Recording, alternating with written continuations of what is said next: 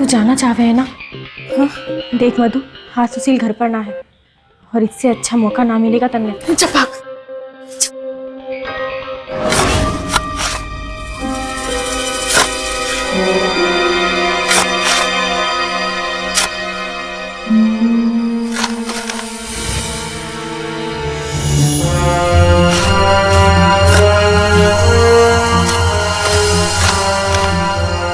शादी तो करनी है ना, तो फिर सवाल जवाब किस बात के? फिर तो बहू आपको मिल ही जानी है ना। आप तो जी बस ठंड रखो।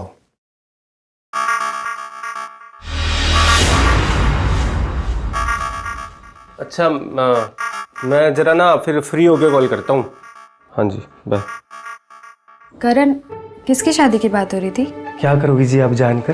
कुछ नहीं करेंगे, वैसे भी जरूरी थोड़ी है हर बात बताना। हाँ जी जरूरी तो बिल्कुल भी नहीं है जी, पर हर बात का बुरा मानना भी तो जरूरी नहीं है ना। सच सच बताओ, किसकी शादी की बात हो रही थी?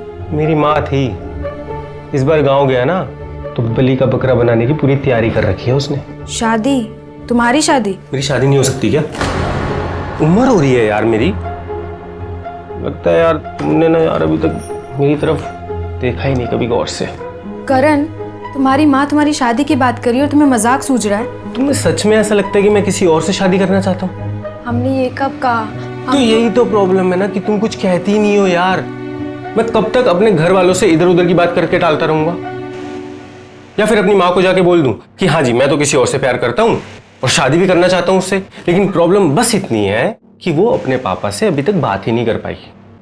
तो जब 3-4 साल बाद जब वो अपने पापा से बात कर लेगी तब कर लेंगे शादी।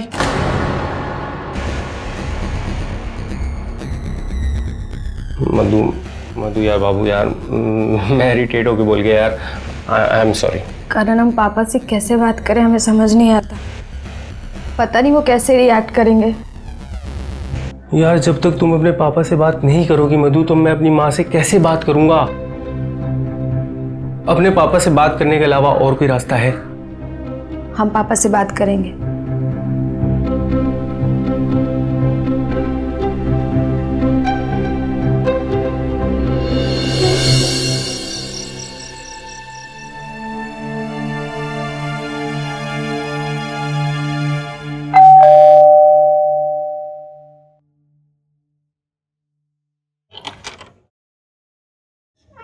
हेलो बेटा।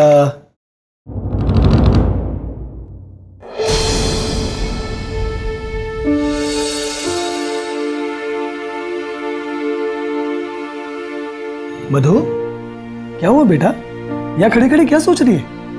कुछ नहीं पापा।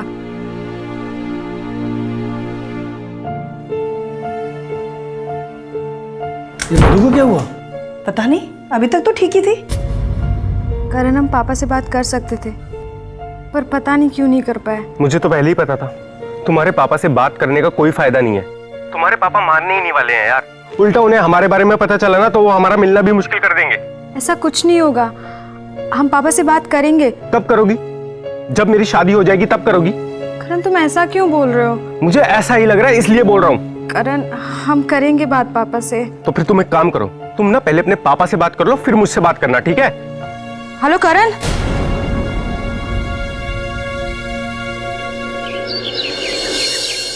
क्या शादी?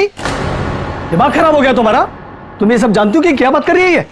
पापा, करण बहुत अच्छा लड़का है, आप एक बार उससे मिलोगे तो। अरे क्यों मिलूं मैं करण से बेटा? तुम्हारी शादी के लिए? तुम्हारे पढ़ाई का समय इस वक्त। मम्मी पापा, आप लोग बहुत गलत समझ रहे हैं। हम एक दूसरे से बहुत प्यार करते हैं और शादी करना चाहते हैं। बस मधु, आज के बाद तुम इस घर में इस तरह की कोई बात नहीं करोगी, वरना हमसे बुरा कोई नहीं होगा, समझी?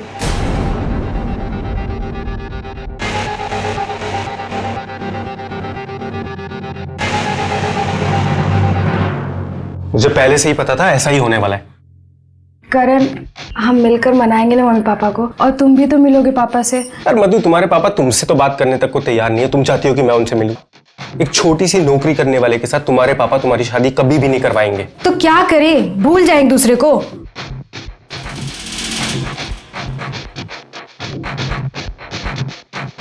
भाग जाते हैं। नहीं करेंगे, भागना में सही नहीं लगता। हम पापा से बात करेंगे ना।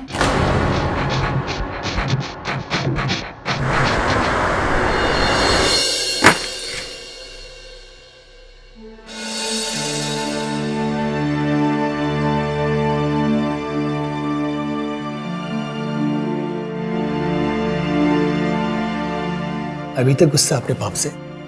देख बेटा, हम बहुत गुस्से में थे दिन में, इसलिए जरूरत से ज्यादा बोल गए, पर तुम हमारी बात समझने की कोशिश करो। बेटा, इन सब बातों के लिए जिंदगी पड़ी हुई है। सबसे पहले अपनी पढ़ाई, अपना करियर, और तुम ऐसे समय शादी की बात कर रही हो। करियर तो शादी के बाद भी बन सकता है ना। बेटे जी, शादी भी तो करियर बनाने की बात हो सकती है। पहले पढ़ाई कर लो अच्छी तरीके से, अपने करियर को सेट कर लो, उसके बाद शादी कर लेना। हम थोड़ी रुकेंगे तुम्हें। मगर पापा, करण की फैमिली। बस बेटा, अब हम इसके बारे में और कुछ बात नहीं करना चाहते। पहले पढ़ाई, बाद में शादी। अब सो जाओ।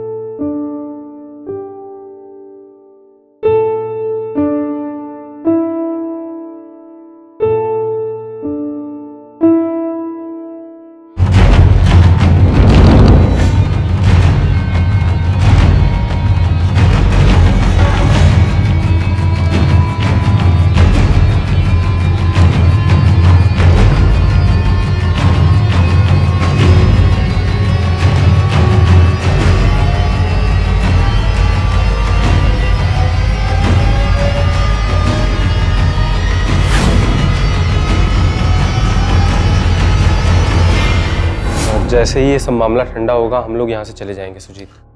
कैसी बात कर रहे हैं? तुझे जब तक रहना है तब तक रह, टेंशन की कोई बात नहीं।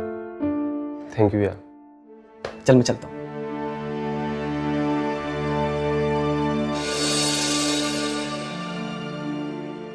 क्या हुआ मधु, तुम इतनी परेशान क्यों? करण, हमने सही किया ना। हमने जो किया वो हमारे प्यार के लिए सही किया। दुनिया के लिए वो सही हो या गलत हो, उससे मुझे कोई फर्क नहीं पड़ता।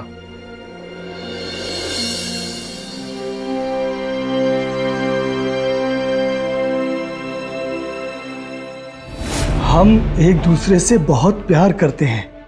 अगर हमने अभी शादी नहीं की तो हम कभी भी नहीं कर पाएंगे।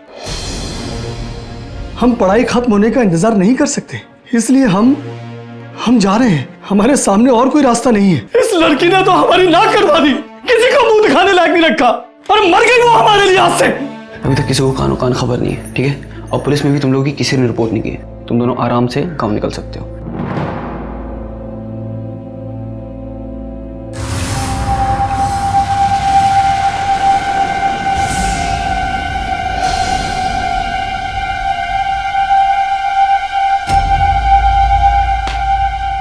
क्या देख रहा है बे? साले तेरा दिमाग खराब हो गया, पागल हो गया क्या? कैसी बात कर रहा है तू? छोड़ क्या मैं जान से मार दूंगा साले, तेरे को पता है? समझा? अगर दोबारा कभी ऐसा करना तो क्या करेगा तू? अरे जान से मार दूंगा साले तेरे को। क्या करे? हुआ क्या है? अरे अपनी औकात से बाहर की बात कर रहा है साला। अगर धंधे की बात नहीं होती ना तो बताता मैं तुझे। धंधे की धमकी किसे दे रहा है? धंधा तेरे बाप का है क्या? ये बात याद रखूंगा मैं। अबे जाना, क्या याद रखेगा तू साले? लिख के ले ले।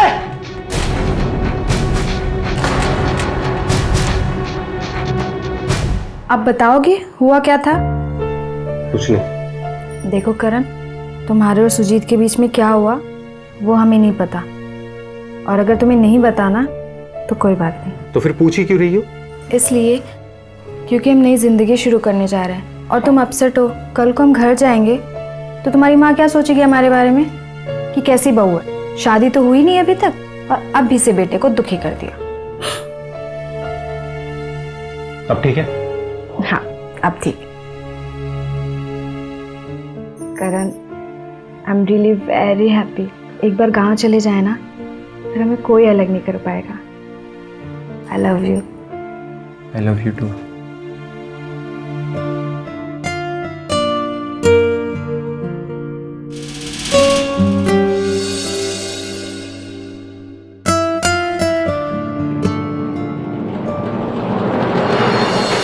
आगरा की रहने वाली मधु अपनी प्रेमी करण के साथ शादी के उद्देश्य से अपने माँ बाप का घर छोड़कर भाग तो चुकी थी, लेकिन नई जिंदगी की खुशियों के इंतजार के साथ साथ उसके दिल में माँ बाप को दुख पहुंचाने का दर्द भी था। इस दर्द में करण उसके साथ तो था, लेकिन करण खुद अपनी जिंदगी में कुछ रहस्य समेटे हुए था जो वो मधु के साथ साझा नहीं करना चाहता था।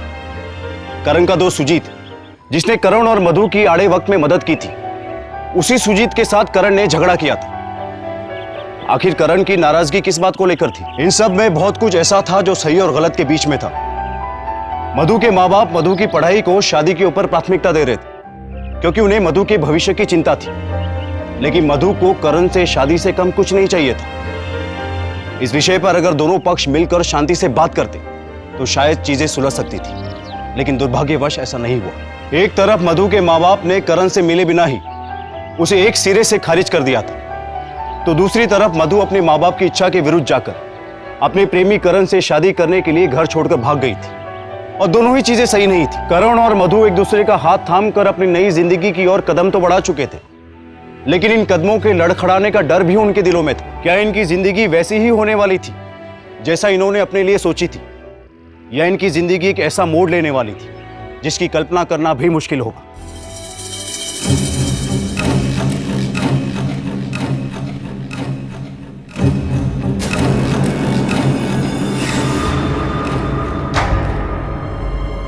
कौन हो तुम?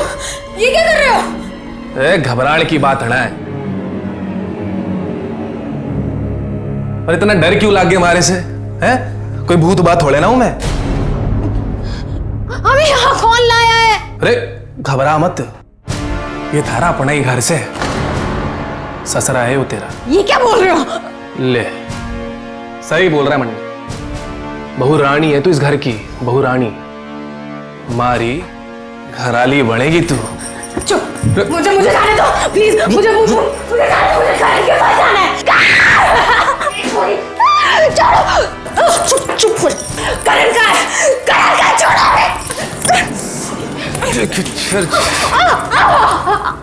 छोड़ो हमें करण।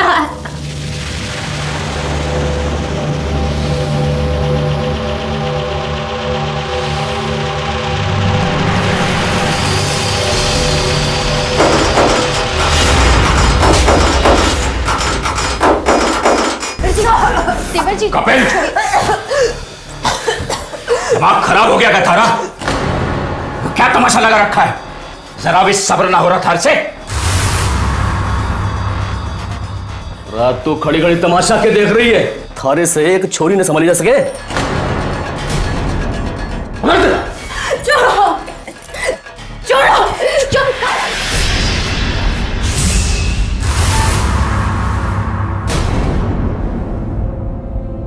इस घर में औरतों ने ऊंची आवाज में बात करना मना है। अच्छा गांव है थारा, शहर ना है, ज्यादा ऊंची आवाज में बात की तो ही कर दी जाएगी तू। सुशील, अरे अपने गुस्से पे काबू रख। दोनों पावड़े हो गए हो के? गुस्से पर काबू रखो। करण कहाँ है? ए छोरी, ये नाटक नौटंकी इतना चलेगी थारी? शो मारा छोरा है कपिल, इसके साथ ब्याह होगा तेरा परसों। क्या मतलब? शादी हमारे छोरे के साथ। हम क्यों करेंगे इससे शादी? क्योंकि थारे को खरीदने के वास्ते 4 लाख खर्चे मन्ने। खरीदा है 4 लाख? क्या बकवास कर रहे हो आप लोग? मुझे करण के पास भावना, जाना है। मुझे प्लीज करण के पास जाने दो। मुझे करण के पास। करण! तू जाके अंदर ड्राइंग कर, चल।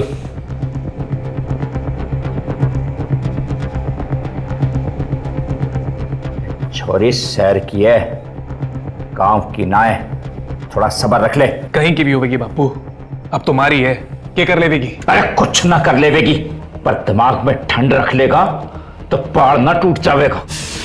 बापू मैं तो पहले ही कह रहा था, गांव की छोरी ले आते, पैसे भी कम देने पड़ते, काबू में भी रहती। अरे कौन सा कलेक्टर बनाना था उसे? मैं क्या करूं, इसकी अकल में तो पत्थर पड़े। बापू लुगाई मारी है ना, मारे पर छोड़ दो, काबू कर लेना मन ने। तू तो उसने काबू कर लेगा, पर तन्ने कौन काबू करेगा यो बता। सुन भाई सुशील, अपनी लुगाई से बोल के बाप को समझाए, वो उसके समझाने से समझ जाएगी। और शादी के दिन कोई तमाशा नहीं चाहिए मने।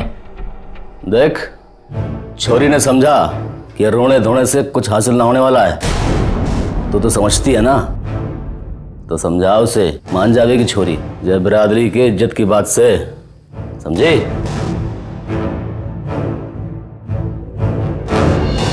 सरपंच जी, सुशील के बाद तन्ने तो कपिल के लिए भी लुगाई ढूंढ लाए, और हमसे तो अपने इकलौते छोरे के लिए भी लुगाई नहीं ढूंढी जा रही है। अरे माधव, जेब ढीली करनी पड़े से तब लुगाई मिले।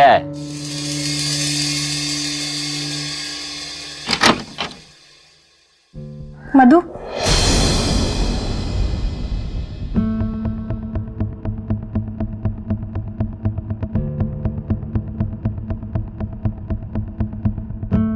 खाना खा ले छोरी।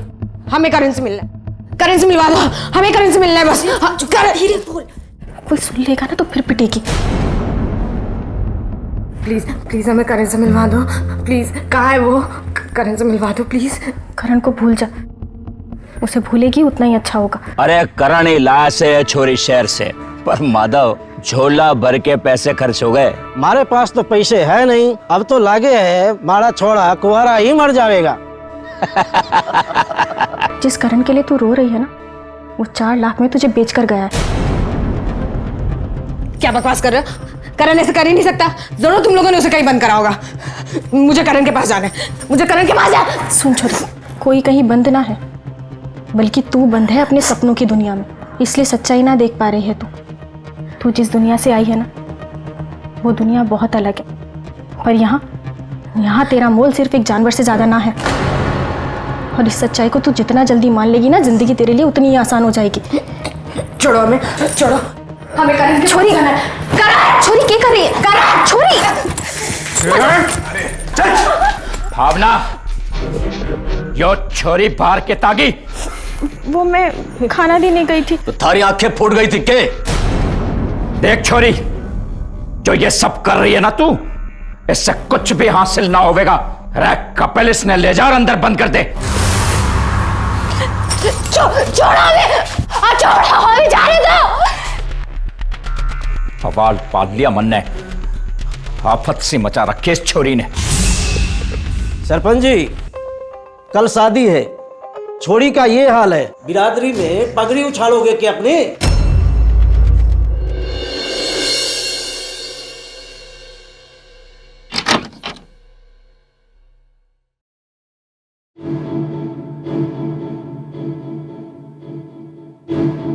ये ले मधु, कपड़े पहन ले और तैयार हो जा।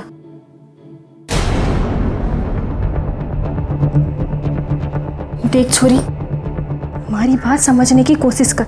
तेरे यूं रोने धोने से कुछ ना होगा, कोई ना सुनेगा थारी यहाँ। इसलिए चुपचाप ये कपड़े पहन और तैयार हो जा। अगर किसी ने देख लिया ना कि तू नाटक कर रही है तो हम डरते क्या किसी से? चले जाओ ऐसे, जाओ यहाँ से, तुम जाओ यहाँ से। हमें करण के पास जाना है, जाओ यहाँ से, हटो, छोड़ो हमें।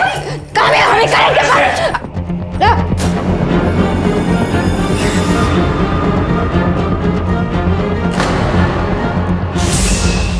घड़ी चर्बी चढ़ी ना थारे, तेरा चेहरा जला दूंगा, तब दिमाग ठिकाने आएगा तेरा।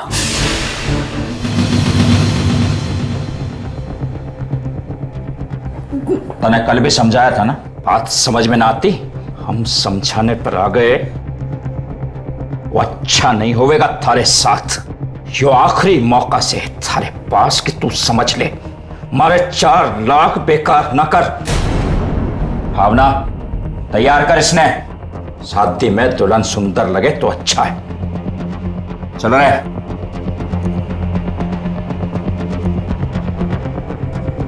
बावली हो गई कि छोरी, चुप हो जा, हमारी बात मान ले, नहीं तो ये मार देंगे तुझे। हम जान दे देंगे, पर हमें शादी नहीं करेंगे। हम करण से प्यार करते हैं। तू बावली हो गई है क्या? जो छोरा तने यहाँ बेच के भाग गया, उसकी खातिर जान देगी? करण ऐसा कर ही नहीं सकता, तुम झूठ बोल रही हो। पर करण ऐसा कर चुका है, और इस बात की जितना जल्दी हो गांठ बांध ले। अरे हमारे सामने 4 लाख रुपए लेकर गिन के गया है वो। इसलिए छोरी, चुपचाप तैयार हो जा। ले, किसी धोखेबाज के लिए मरने से अच्छा है खुद के लिए जिंदा रहे।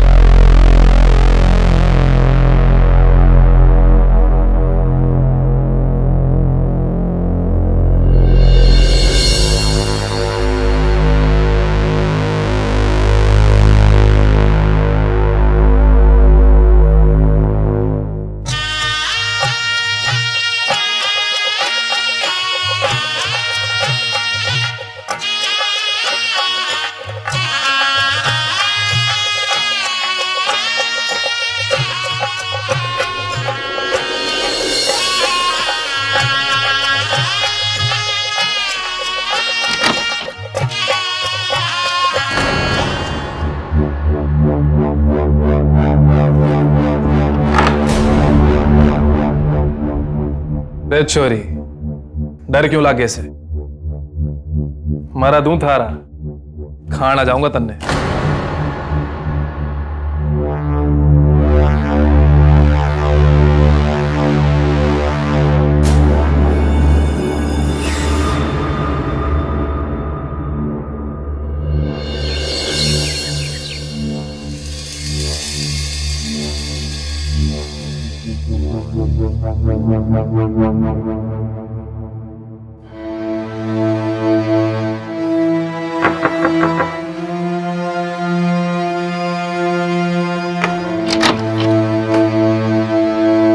आपने बाबूजी बुला रहे।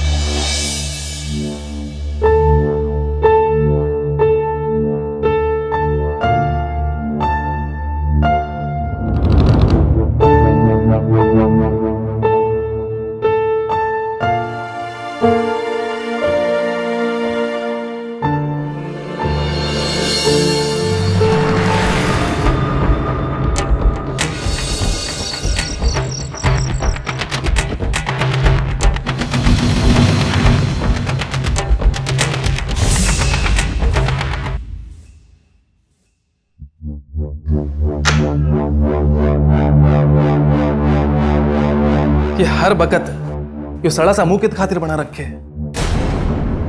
फिर की याद आवे है के? देख छोरी, अब यो ही थारा घर से, अब जितना जल्दी अपना घर भूल जावेगी उतना खुश रहेगी। भूल जा अपना घर, भूल जा, खुश रहेगी हमारे साथ।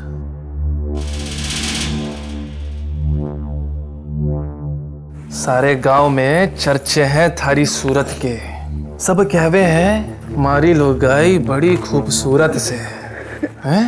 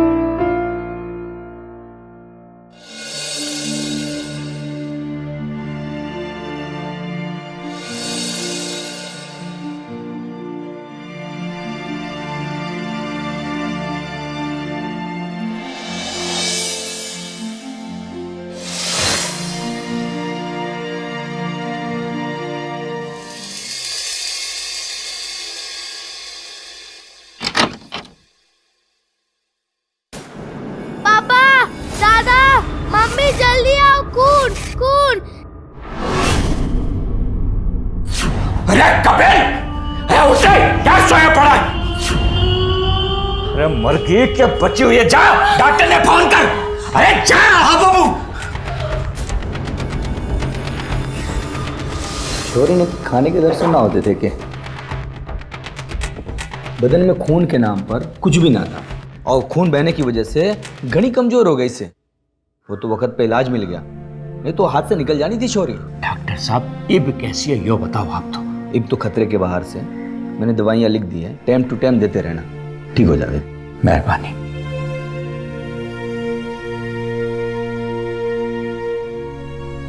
रे छोनी से कितने दिन से खाना नहीं खाया था? वो खाना ही ना खाती थी। अरे ना खाती थी तो थारे को किस वास्ते रखा था यहाँ पे? थारे जैसी ना जो कोड़ियों के दाम पर लाए थे। मर जावेगी और कुछ भी किसी को पता ना चलेगा। मंडे तो पहले ही मालूम से, पर जाई ने पसंद ना है मारी लुगाई। तू तो चुप ही कर, थारी नाक के नीचे मर जानी थी छोरी। तू नशे में पड़ा था, सो रहा था, सारे को कुछ भी खबर न रखी। अरे बोल, अरे बोले ना, अब मुंह में दही जमा के रखा है क्या? बापू जो होना था हो गया, अब घर में कलेश करने से क्या फायदा है? अरे कलेश तो तब होता जब वो छोरी मर जानी थी। अपनी लुगाई से बोल जो थारे काबू में ना है, इसकी वजह से वो छोरी भूख को मर जानी थी।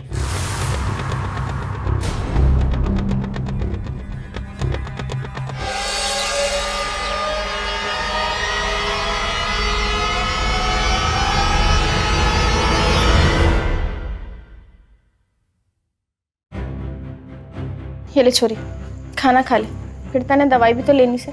ले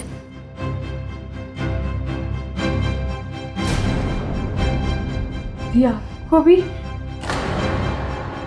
तने के लगे हमारे लिए आसान था ऐसी जिंदगी को अपनाना? शुरू शुरू में तो नफरत हो गई थी मन ने इस जिंदगी से, लेकिन धीरे धीरे सब अपना लिया। जितना रोती चीखती चिल्लाती थी उतना ही पिटती थी।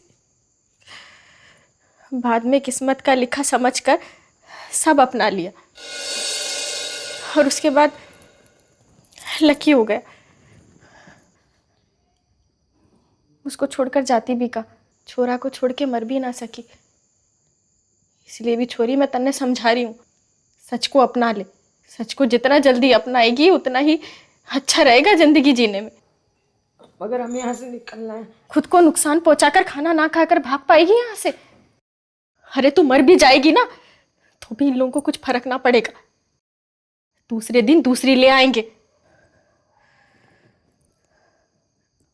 भागना चाहे ना तू तो जिंदा रह, जिंदगी की कीमत समझ, जान दे के कुछ हासिल ना होवेगा।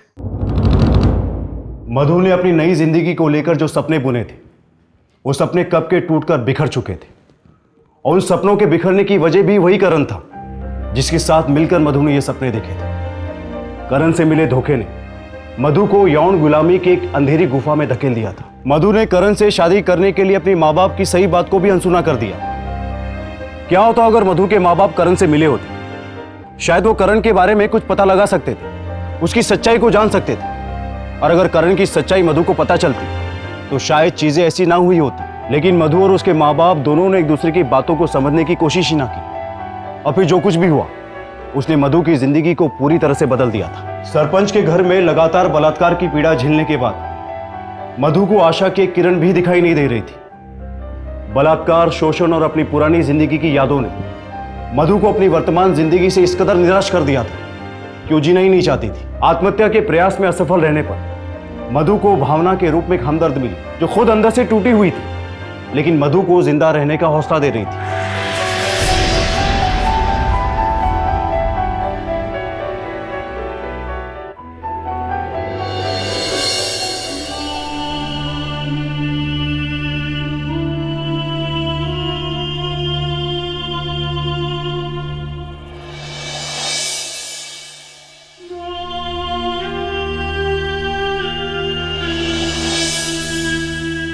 आगे है अब रम जागी इस घर में।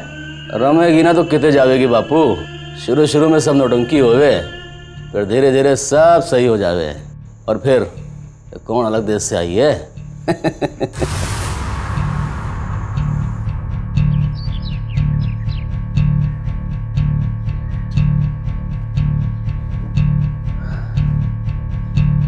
बापू घर की फाइल तहसीलदार के पास आ गई है। घनी समस्या खड़ी कर रहा है, पीछे पड़ गया है। कैरिया से जमीन की पैमाइश करानी पड़ेगी। अब आपको अगर आदेश आ गए ना तो लेने के देने पड़ जाएंगे, इसीलिए मैंने तहसील जाना होगा, तभी कुछ हो पाएगा। ये देख ले क्या हो सके, और देर हो जावे तो जगदीश के रुक जाना। ठीक है बापू, चलता हूं, नहीं तो वाकई देर हो जाएगी।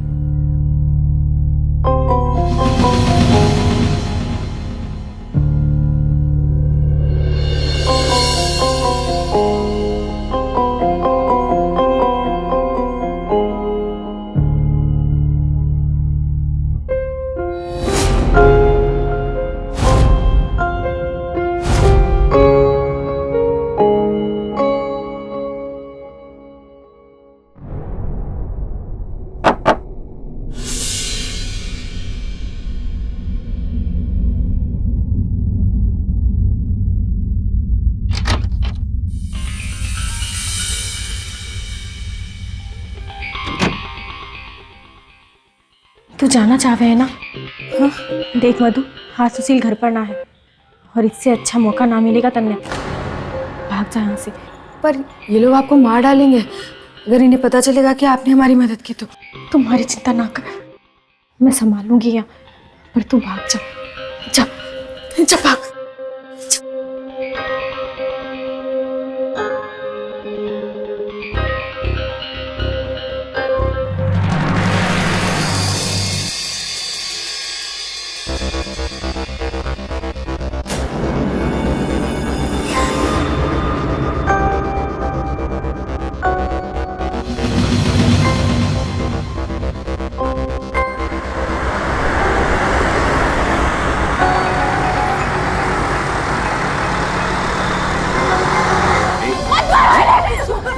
और इतनी हिम्मत साली, इसे भगा लेगी तू? कोई गलती नहीं, प्लीज मत मारो इन्हें। चुप कर साली हरामजादी। सरपंच जी, वो तो मैंने उनको रास्ते में देख लिया, मैंने सुशील को तुरंत फोन कर दिया, नहीं तो आपकी तो पगड़ी उछल जाने वाली सारी। तो कल सुबह घर आ जा, जितना पैसा मांगेगा उससे दुगना दूंगा। जा। माफ कर दे मन्ने, छोड़ दे। देखा, सारी लुगाई के खातिर के दिन देखना पड़ रहा है। वो 2 कौड़ी का आदमी सारे बाप की पगड़ी उछाल के चला गया। अरे तुम अपनी लुगाइयों पे काबू ना रख सको तो कोई बात नहीं, इतना तो कर सको कि घाघरे चोली पहन के इनके साथ ही बैठ जाओ। इस बात की तसल्ली हो जाएगी मन ने कि मैंने छोरियों को ही जन्म दिया, छोरे तो जन्मे ही ना।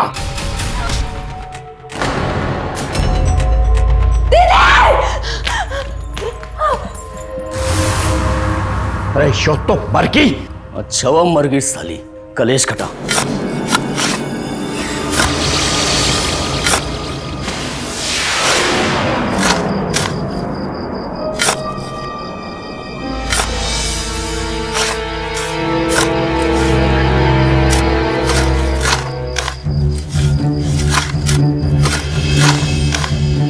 अरे ठंड रख ठंड बावड़े, जो होना था हो गया, अब क्या करेगा ये सोच। इस छोरी ने पर कतरने होंगे अब। राज छोरा चल भाग।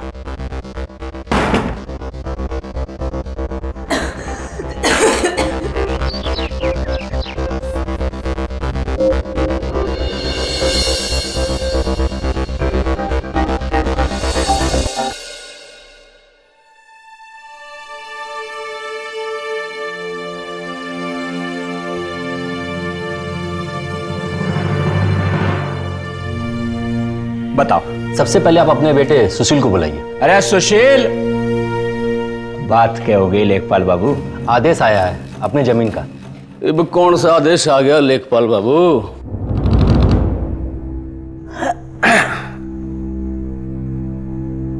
अब जमीन की पैमाइश तू ही करेगी। देखिए सरपंच जी, जमीन का खाता नंबर तो आपका ही है और आप सरपंच होने के नाते जमीन की सुरक्षा की जिम्मेवारी आपकी थी और आपने खुद ही जमीन पर कब्जा कर लिया।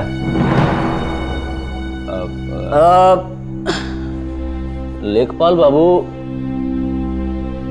आदेश रुकवाने का कोई तो रास्ता होगा ना। थारा भी फायदा हमारा भी फायदा। पुलिस कानून भी कोई चीज होती है और मुझे भी नौकरी बजानी है अपनी सरकार की कि आपके खातिर सारे नियम कानून बदल दूं मैं।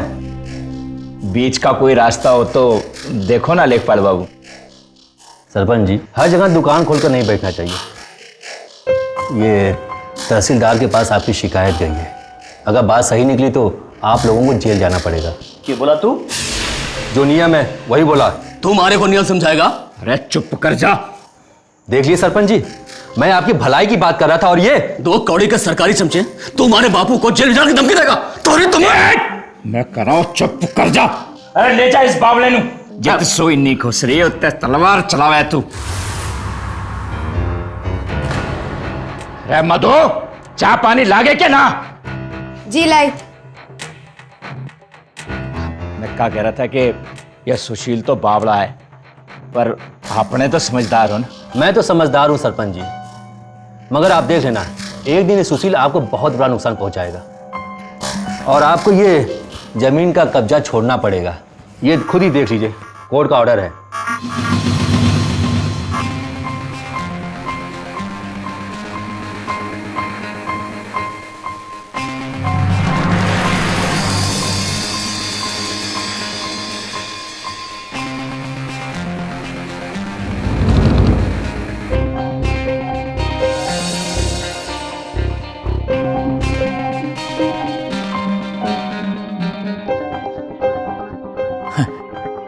लेखपाल बाबू, अब यो कागज तो ठीक है, बट बीच का रास्ता तो आप ही दिखा सको ना। मैं तो अपनी तरफ से देख लूंगा सरपंच जी, बाकी तहसीलदार की कलम कौन रोक सकता है।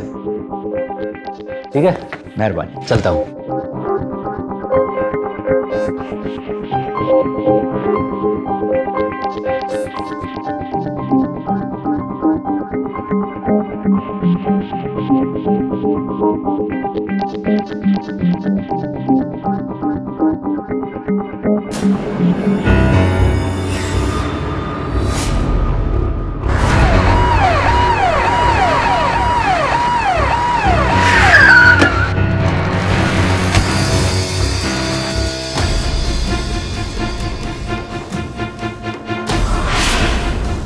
इंस्पेक्टर साहब, आप की बात हो गई? आप अपने बहू को बुलाइए, हमें उनसे बात करनी है। क्या हुआ सुबह?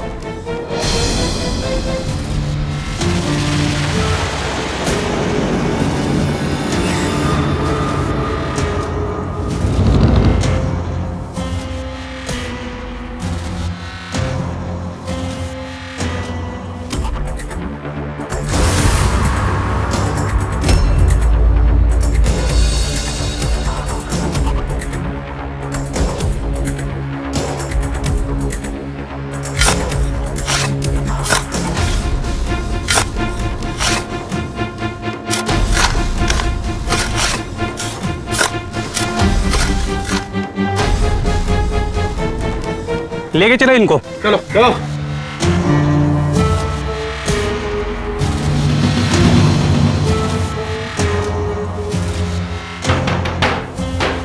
अरे कौन ठोकर?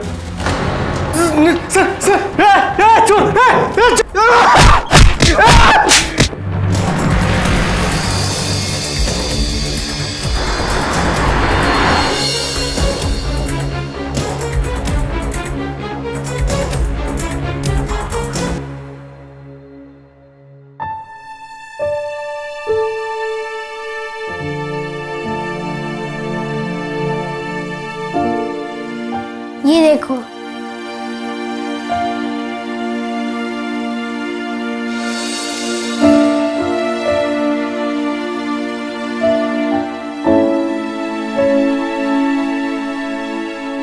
गुलामी और प्रताड़ना की लंबी रात के बाद मधु की जिंदगी में आजादी की नई सुबह आई। इस आजादी की सुबह में गुलामी के कुछ घाव शेष रह गए थे, ऐसे घाव जो वक्त के साथ भर तो जाएंगे लेकिन मिटेंगे कभी नहीं। जो कुछ भी मधु के साथ हुआ वो दिल को दहला देने वाला था।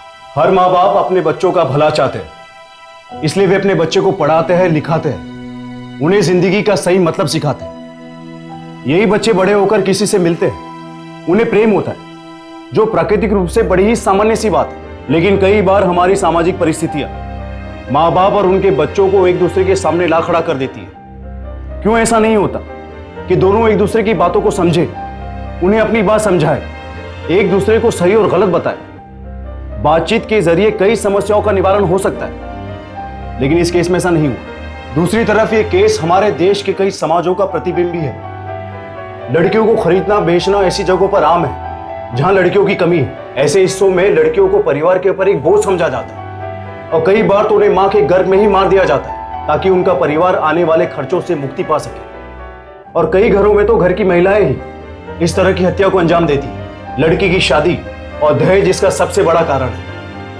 आजादी के 70 साल के बाद भी देश में महिला और पुरुष के अनुपात का गिरना इसका सबसे बड़ा प्रमाण है कि हमारी सोच कितनी विकृत होती जा रही है। सरकार द्वारा की गई हजारों कोशिशों के बावजूद भी इस कुप्रथा से पीड़ित हजारों लड़कियां आज भी ऐसे घरों में, ऐसे समाज में नर्क से भी बदतर जिंदगी जीने को मजबूर है, जो अपने खरीदार के लिए महज एक जानवर की तरह है। उनकी भावनाओं की कद्र करने वाला, उनके दर्द को समझने वाला वहां कोई नहीं होता। कई समाजों में इस तरह के घृणित कार्य को सामूहिक रूप से भी किया जाता है।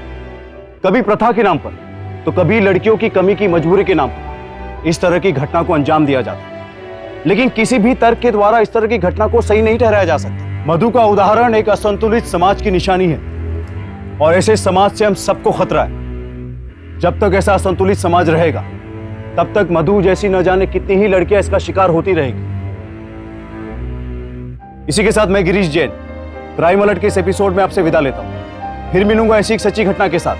तब तक be alert, be safe. Crime alert के रोज नए एपिसोड के लिए हमारे चैनल को लाइक, शेयर एंड सब्सक्राइब करें।